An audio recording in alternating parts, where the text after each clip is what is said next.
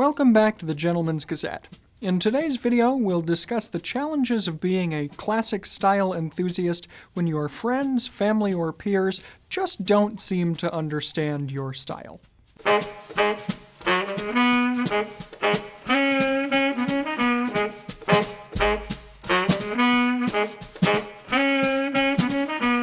One of the most frequent social media comments or emails that we get from our readers and viewers, especially our younger viewers, often goes something like this. I want to dress up more, wear suits, or dress differently than the people around me, but my friends and family don't understand or support my style choices. What can I do? I can definitely sympathize with men who feel this way. Personally speaking, I developed an interest in classic menswear in my early teens, but my parents were concerned that if I dressed too differently from my peers, combined with my general bookishness and a physical disability, that might lead to social awkwardness or even bullying. Fortunately, however, my friends and general peers were largely supportive of my experimentation as I got more into classic style, so I didn't have to worry too much. But I do realize that this won't be the case for everyone. And this back and forth with my parents through my teen years was a bit of a sore spot for a while, but thankfully they've now embraced the way that I dress as I have, since it has led to a career. Meanwhile, in Raphael's case, his family was never really all that interested in clothes, and dressing was really more a matter of function and cost than of style. So, for both of us, as we developed this interest in classic style, it was because it resonated with us on a personal level, not because of any outside pressure from others to get into it. In fact, it might have been just the opposite. So, if you're experiencing pushback from friends, family, or peers about getting into classic style, whether you're young or at any other age, here are 6 techniques we've come up with to work through this. Tip number 1 is to start by focusing on those things that are, in fact, in your control. In the case of many of our young viewers, they may not have total control over the way that they dress because they are financially dependent on their parents or caregivers, and thus the clothes that are bought for them may be decided for them. There may also be other financial dependencies involved, or it could just be that their parents are particularly strict and try to control the way that they dress. These situations aren't easy to change, so the best thing to do here is to work with what is firmly in your control. For example, you can be persistent in asking why it is that you have to dress a certain way.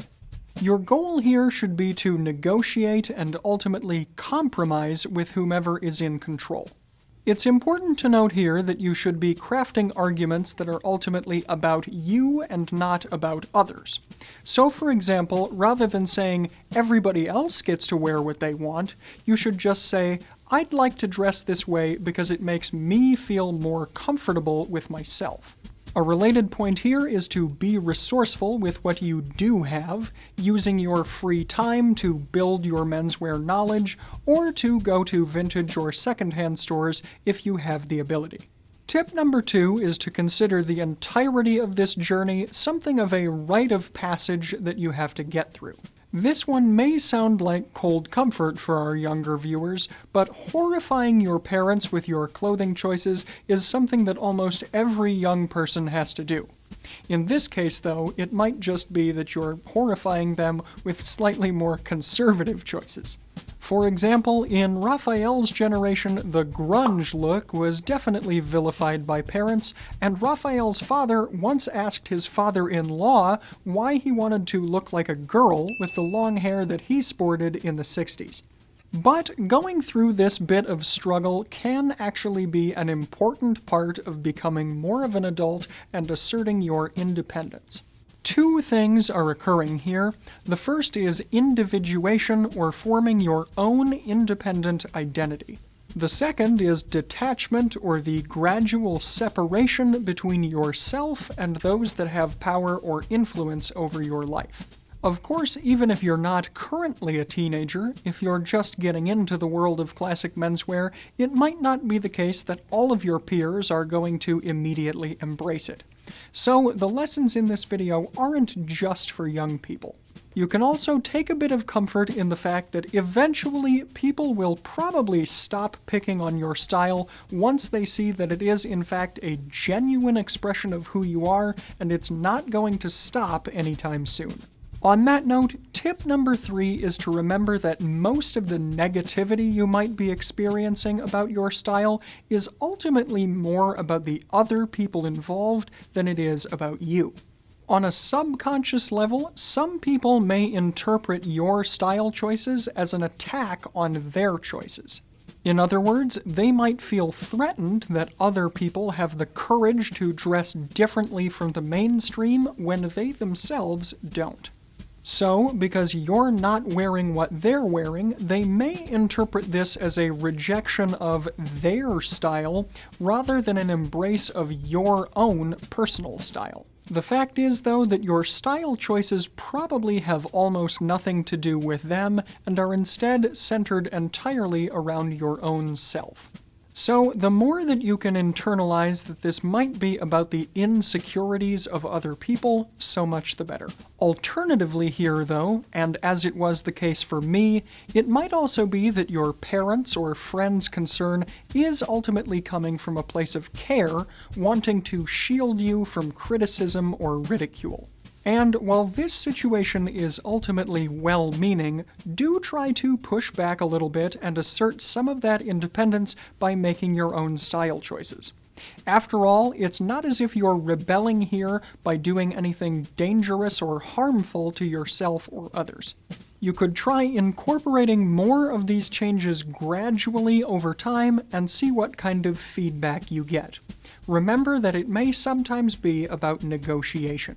Tip number 4 is about building up your own defenses so that you can easily and comfortably deflect criticism about your style. In times where you're alone and in a good mental headspace, try practicing your responses to some of the taunting you might receive from other people, like, "Why are you wearing that? Why are you so dressed up? Going to a wedding we didn't know about? Or, what's the occasion?" You have a number of different response options here. If you feel that you can get away with being a little snarky, your first choice is to simply parry these questions back at the other person. So you could ask them, "Why are you dressed that way?" Of course, this might not be the most gentlemanly option, so there are a few others at your disposal. You could try injecting a bit of wit into the exchange, such as saying, "I'm dressed this way because it's Tuesday." Or, "I knew I was going to be seeing you, so I wanted to look my best."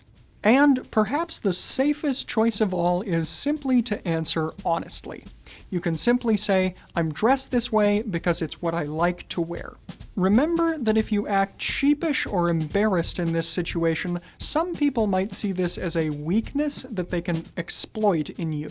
They might be seeking to make you question yourself and therefore to be able to feel power over you.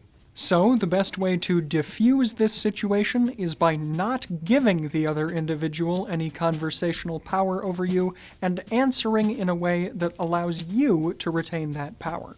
While not totally within our wheelhouse, a great example of this phenomenon comes from the 2004 film Mean Girls. One character cuts holes in another character's shirt in an effort to embarrass her, but then she simply wears it proudly, diffusing the whole situation and maintaining her own power. So, raise your head up high, don't apologize, don't rationalize, and be proud. After all, you have nothing to apologize for in this circumstance. On that note, though, there are situations where all of us make errors, and in those situations, it is good to know how to apologize like a gentleman. You can find our video on that subject here. Tip number 5 is learning how to gracefully accept a compliment. Even though the majority of this video has focused on other people giving you grief for the way you might be dressing, you might also encounter people giving you genuine compliments, and this might make you feel a bit embarrassed if you're just starting out on your style journey. But of course, compliments are a good thing, so it pays to know how to be gracious when you receive them, as befits a gentleman. We've made a video on this exact subject as well, and you can check it out here. Of course, some people might not be genuine with a compliment and instead approach it from a place of sarcasm. If you find yourself on the receiving end of this, however, if you simply treat the compliment as though it were genuine, this will more likely than not disarm the conversation. Finally here then, we come to tip number 6. When all is said and done, don't let other people deter you from who you truly are and want to make yourself into. It may well be that you're simply at a point in your life right now where for any number of reasons you simply can't dress the way you actually want to. But don't let this be the thing that kills your passion. Keep consuming content, reading, and researching to build your wealth of menswear knowledge. Learn about things like brands, production techniques, and what quality means for your style. Create lists with the clothes you want, where to shop for them, and how much you think you might need to spend. Then keep working toward your independence and you will get there one day. Or, for more concrete inspiration, you could also turn to other men around the web who have definitely embraced their own style.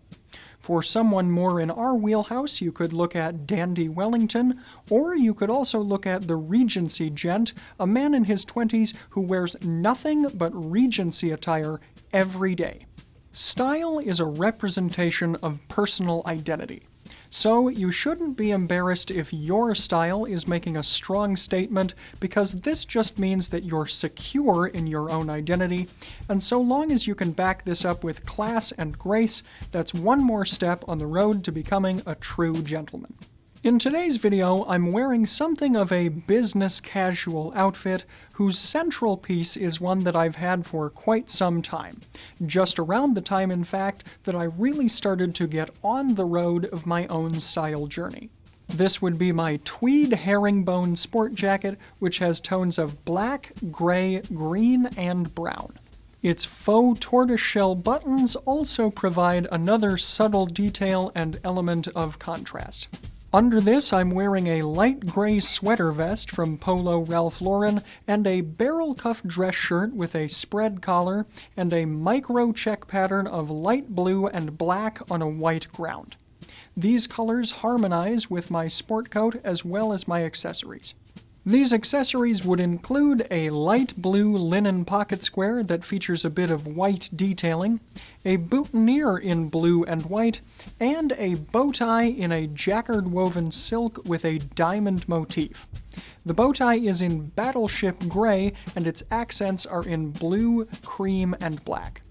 Grounding the outfit today are my trousers, which are plain black, as are my socks, and my shoes, which are plain-toed single monks with a silver buckle.